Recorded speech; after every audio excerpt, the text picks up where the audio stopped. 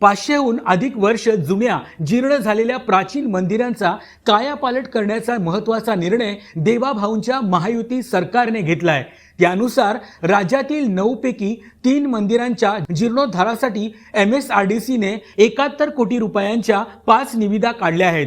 या निविदांना मान्यता मिळाल्यानंतर या मंदिरांच्या जीर्णोद्धाराचे काम सुरू होईल। यामध्ये पुणे जिल्ह्यातील कार्ला येथील एकविरा देवी, बीडमधील पुरुषोत्तमपुरी तसेच कोल्हापूर जिल्ह्यातील कोपेश्वर मंदिरांच्या कामांचा समावेश आहे। या निर्णयाची अंमलबजावणी करण्याची जबाबदारी MSRDCकडे सोपवली आहे।